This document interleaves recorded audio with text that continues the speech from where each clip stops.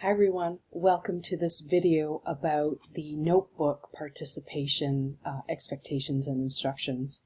I thought it might be nice to put together a little tour so that you can get a sense of where things are for this part of your assessment in the course, because it is worth 15% and it is something that is ongoing. So I thought it would be nice to show you around and where you can find everything.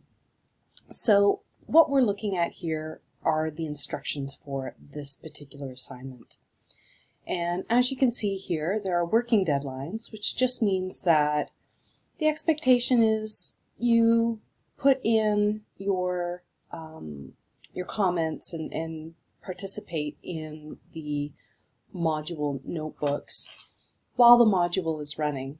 And I will leave the modules up so you can always return and use the resources there for studying and assessments.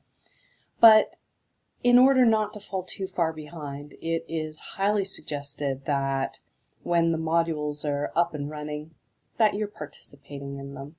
So that's why there's a working deadline, as well as an absolute final deadline, which is in April.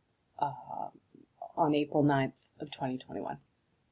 So just to give you an overview, what you are going to be doing is participating in our modules. So we'll pop over in just a second and take a look at what these notebooks look like and how you participate. And I notice that many of you have already started participating, which is awesome.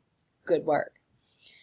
But in terms of an overview, you can get a sense of what it is that you're being evaluated on and what you are aiming for. So you're working on your active learning skills, critical thinking, establishing connections with other students, as well as looking and sharing your views on a broad variety of social and technological issues. Because after all, we are here to study the social impact of technology. In terms of what a Sutori notebook is, I've explained elsewhere in this course that the Sutori program is kind of the most important program that we're using in this course. It's my way of delivering information to you in terms of our learning modules and learning goals, but it's also the format for our major research projects, as well as for this exercise with participating and connecting with each other. So you'll find our Sutori notebooks on Blackboard, and where you go to find them is you go to Weekly Learning Modules.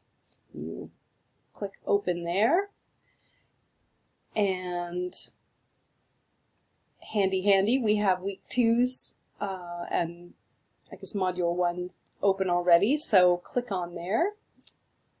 We'll go into this folder, and these module folders have everything that you need for that particular module. So you'll see here that there's learnings, lecture slides, little videos of an actual lecture, which I know for many students is very helpful because you can pause and take some notes.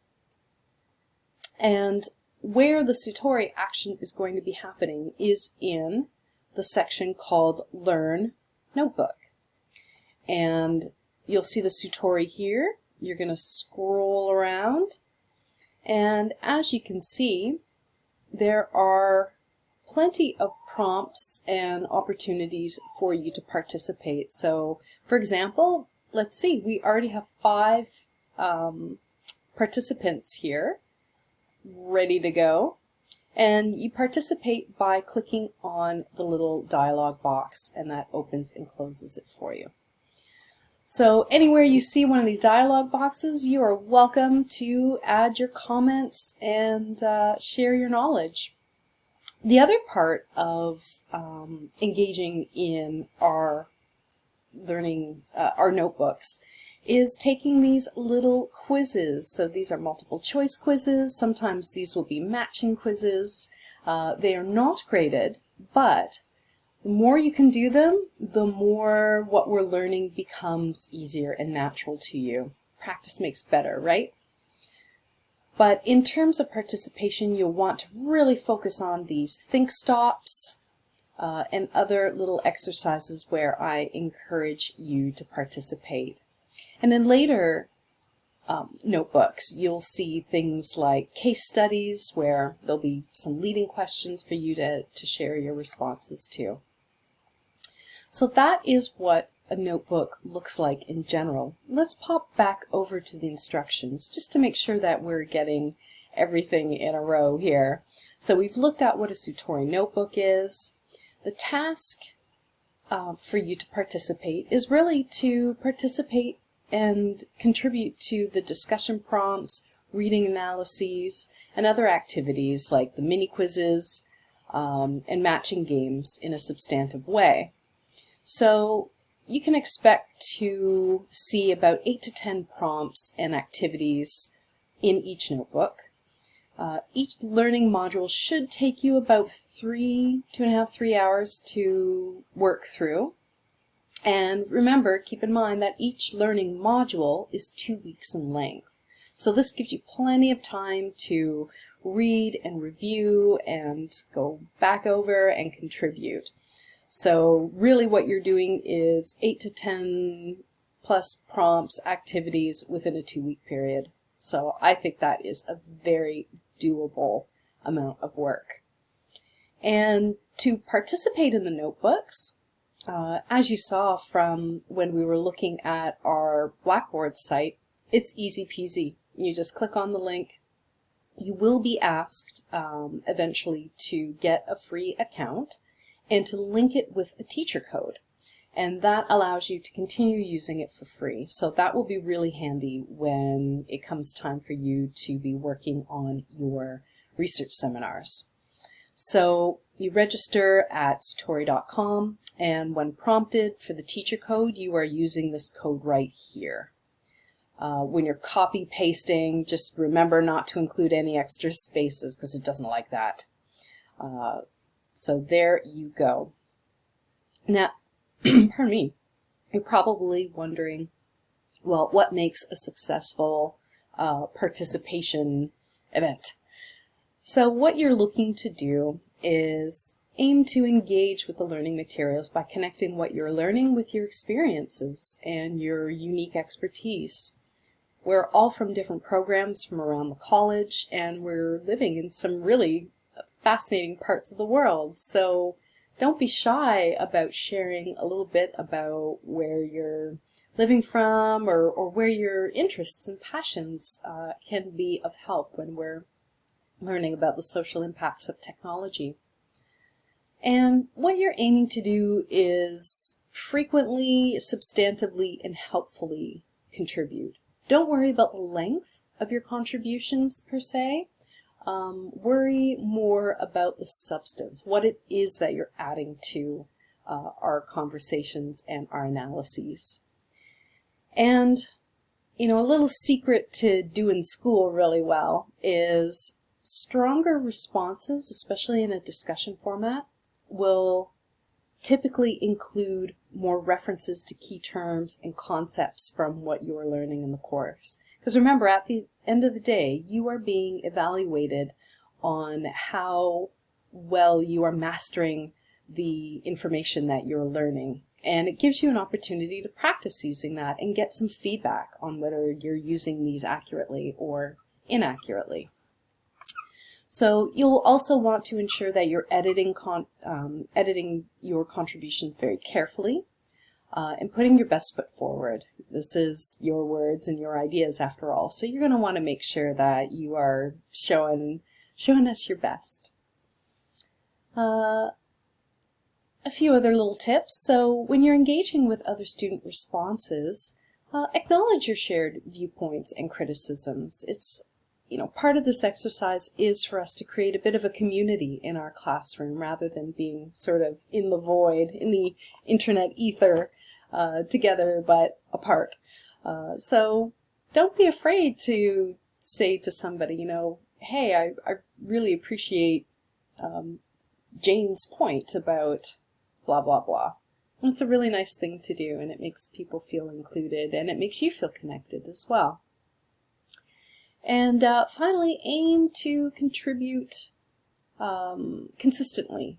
I find the key to success in these participatory kinds of exercises is to be doing it regularly, not waiting to the last possible minute, because you're not really connecting with the material if you're waiting until the end of March to get these done. Ideally, you're going to be doing a little bit every week, which is the surest way to get things done. And then finally, be yourself. You are amongst peers and friends in this class, and you have special enthusiasms and interests that only you can bring to the table. So don't feel shy about sharing the things that you're interested in. You'll find that we have a lot more in common than our differences, and it's fun to learn from each other. I really enjoy that part of the course. And then finally, you will want to know how it is that you are being evaluated. So I have a rubric here that gives you an idea of what it is that I'm looking for, because what'll happen, there are 5 modules, so you'll have 5 chances to earn either a 1, a 2, a 3, or 0. And that will give us our 15% grade in this course. And because our modules go in 2-week cycles, this gives you plenty of time to dip in and out of the notebooks and contribute. So while these regular deadlines, so the end of a module, is not a hard deadline, it is, and I've mentioned this recently, it's really recommended that you contribute frequently.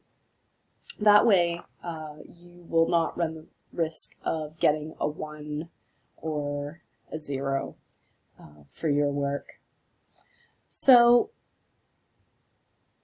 what you are looking at, and I won't go over this in great detail, this is something that you can read over, you'll see the grade distribution. So 3 is excellent. You're looking at contributions that are showing thoughtful engagement with the materials in the course. You're connecting to your personal experiences, and you're connecting it with others. And you have produced excellent work.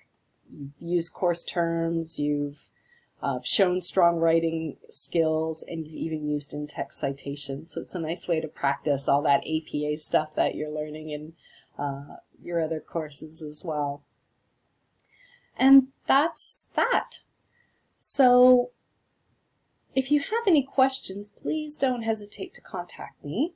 I know that this is a good deal of information to get through, but it is long-winded because I want to make sure that you have all of the information that you need, and it makes it easier for you to go back and read the instructions rather than emailing me all the time. It just takes a lot less time, doesn't it? All right, folks. So have fun with participating in our Sutori Notebooks. All right, and email me if you have any problems. All right, bye for now.